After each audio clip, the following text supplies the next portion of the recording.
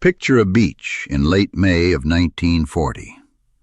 Smoke has turned the horizon a dirty black, and enemy aircraft sweep low across the water in passes that send men scattering into the sand. The sound of their engines mixes with the distant rumble of artillery from somewhere inland, a reminder that the enemy is close and getting closer with every hour. Hundreds of thousands of men are crowded along the shoreline, desperately trying to reach the small vessels bobbing in the shallows. Some have been fighting and retreating for weeks. Some have not slept properly in days. Some are weeping. Some are staring at nothing, too exhausted to process what is happening around them. The sea is gray and cold, and the shore is unlike anything a soldier is trained to face, because there is no position to hold here, no objective to take, no enemy to engage. There is only the water, and the boats that come and go, and the hope that your name gets called before the Germans arrive. And yet, if you look carefully through the smoke and the chaos of that beach, you will see something that makes no sense at all. There, among the wreckage and the stumbling crowds, a column of soldiers moves in a way that is entirely different from everything around it.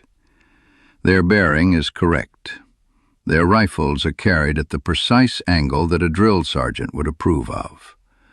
The spacing between men in the column is consistent, the kind of consistency that takes months of training, and that should, by any logic, collapse entirely under conditions like these. These are foot guards of the British Army, and for many of the men watching that day, British, French, and German alike, the sight of them was more startling, more difficult to comprehend, than the bombs falling from the sky above them. They should not have been capable of this. Not here. Not after what they had been through. And what happened on those beaches, and what the world said about it in the days and weeks and years that followed, is one of the most remarkable chapters in the long and extraordinary history of the soldiers we know today as the King's Guard. If this channel is new to you, welcome. We tell true stories about the soldiers who have guarded the royal palaces and fought in Britain's wars across the centuries. Subscribe and hit the like button, because this story is only the beginning of what we have to tell. The Foot Guards have served the British Crown for longer than most people realize. And knowing who they are changes what happened at Dunkirk from a dramatic story into something harder to explain. In the British Army, the Foot Guards are 5 regiments of infantry that form the core of what is known as the Household Division. The Grenadier Guards, the Coldstream Guards, the Scots Guards, the Irish Guards, and the Welsh Guards. To most people around the world, these are the soldiers they have seen in photographs, or perhaps in person. The men in tall black bearskin caps and brilliant scarlet tunics, who stand in motionless ceremony outside Buckingham Palace or St. James's Palace in London. That image is one of the most recognized military images in the world, and it is entirely real. But it is only one face of an institution with roots reaching back to the 17th century, and a combat record that runs through nearly every significant conflict in British history, from the battlefields of the Napoleonic Wars to the trenches of the First World War. In the spring of 1940, these were fighting soldiers, and they were about to face one of the greatest military disasters and one of the most remarkable human achievements of the entire Second World War. Germany launched its invasion of France and the Low Countries on the 10th of May, 1940. The speed and violence of the assault was unlike anything the Allied commanders had planned for. German armored columns drove through the Ardennes, a heavily forested and hilly region on the borders of Belgium and Luxembourg that the Allies had judged to be difficult terrain for armored vehicles. They were wrong. The tanks came through the forest and turned west, racing across northern France and cutting the Allied line in two. For the British Expeditionary Force, the army Britain had sent to France in the autumn of 1939 to stand alongside its French allies, the consequences were catastrophic. Within days, the British and Allied forces in the north found themselves cut off from their supply lines, separated from the French armies to their south, with German forces blocking every route of escape except one: the sea. On the 26th of May, the order came from London. The operation was called Dynamo, and the task was to lift as many men as possible from the port and beaches of Dunkirk, a town on the far northern coast of France. The harbor had been badly damaged by bombing, which complicated everything. Much of the evacuation would have to take place from open beaches, with men wading out through cold water to boats that were never quite large enough or numerous enough. The numbers were staggering. Some 400,000 men of the British Expeditionary Force and Allied forces were trapped in the pocket. No one knew how many could realistically be taken off before the enemy closed the ring completely. Early estimates in London were deeply pessimistic. Someone had to hold the perimeter while the evacuation proceeded. Someone had to stay and fight while others were getting out, buying time for hundreds of thousands of men, measured in hours, sometimes minutes. The defensive perimeter around Dunkirk was a roughly oval line of positions: canal banks and farmhouses and road junctions, and stretches of open ground, held by British and French troops against German pressure from three sides at once. Regiments of the Household Division were among the units assigned to defend sections of this perimeter. The Grenadier Guards, the Coldstream Guards, and the Welsh Guards, alongside other British and French formations, held their ground during some of the fiercest fighting of the entire campaign. This was not a role that offered any kind of obvious reward. It was the work of men who understood they were going to be among the last ones out, if they got out at all, and who fought in that knowledge without letting it break them. The fighting along the perimeter was ferocious. German artillery hammered British positions around the clock. Infantry attacks came in waves, probing the line, exploiting gaps, pressing harder as the defenders grew thinner. The Guards held canal crossings, village streets, and the ruins of buildings that had already been hit multiple times. They counterattacked when they could, and they fell back when ordered, but only when ordered. And they fell back in order rather than en route.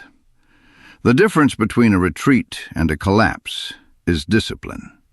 The Guards understood that distinction in a way that ran deeper than any single command, that came from years of training and from something in the culture of the regiment that made breaking and running all but unthinkable. There were casualties among all the Guards' regiments, as there always are in war.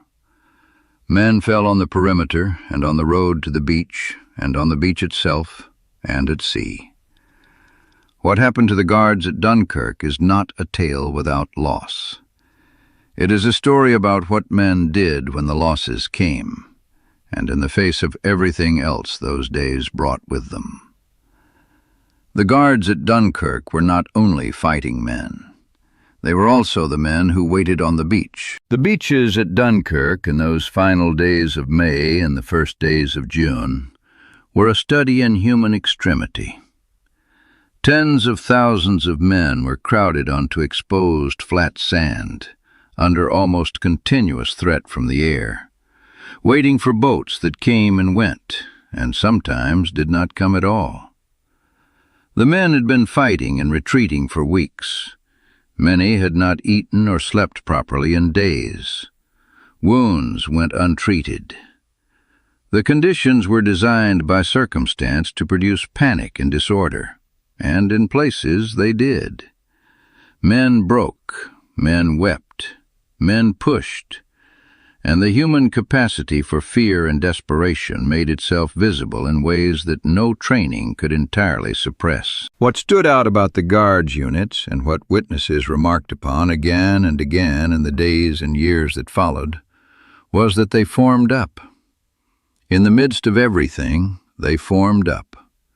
Reports from those beaches, from soldiers of other regiments, naval officers who came ashore to manage the embarkation, Allied personnel who were there themselves, described Guard soldiers organizing themselves and the men around them into queues, maintaining formation, keeping their sections together and in order, as if the habits of the parade ground had been driven so deep that even this could not reach them. Officers walked the lines, keeping their men steady. Non-commissioned officers, the sergeants and corporals who are the daily backbone of any fighting regiment, held their sections together under fire. When aircraft came in low and swept the beach with gunfire, men went flat, and when the aircraft passed, they got up again, and the lines reformed. This was not theater. The practical consequences of this discipline were real and measurable. A panicking mob pressing for the boats could have swamped vessels and drowned men who would otherwise have survived. Order meant more men could embark more efficiently and more safely than chaos would have allowed. The Guards, simply by maintaining what they had been drilled to maintain across years of service, were helping to save lives. They were performing in an environment that had stripped away every pretension, the function they had spent their careers preparing for. Those who witnessed it talked about it. French officers who had fought alongside British forces during the withdrawal and who were themselves present at the evacuation left accounts that carry a consistent note of something between admiration and bewilderment. Several describe watching British guardsmen form up and hold their bearing on the beach with a composure that seemed, in the circumstances, almost impossible to explain. The general tone of French testimony from those days contains a thread of stunned respect, a sense that these men had found some interior place that ordinary soldiers, however brave, could not easily follow. German commanders pressing against the perimeter from outside formed their own assessments of what they were facing. The resistance they encountered from British rearguard units was the resistance of soldiers who knew their business, who did not yield ground easily and did not abandon their positions prematurely.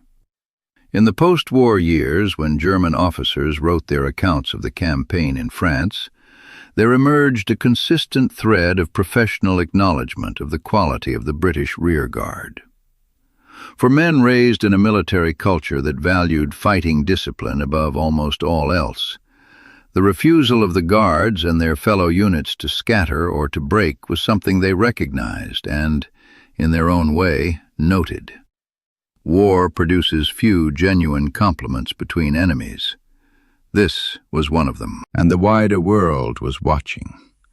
The evacuation of Dunkirk was reported by press and radio around the world, and the reaction to what had happened shaped how a generation understood not just the battle, but the people who fought it.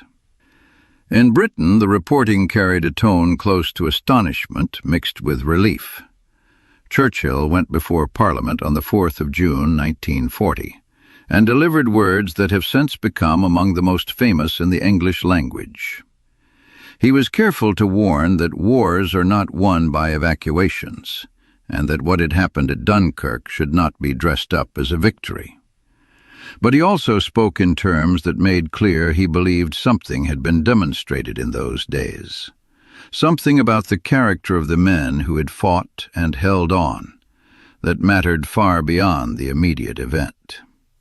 When he pledged that Britain would fight on the beaches, he was making a promise about the future. He was also, for those who understood what had just taken place on those very beaches, reflecting on what had already happened. In the United States, still outside the war and uncertain about its own position in a world that was changing faster than policy could follow, the coverage of Dunkirk had a particular effect.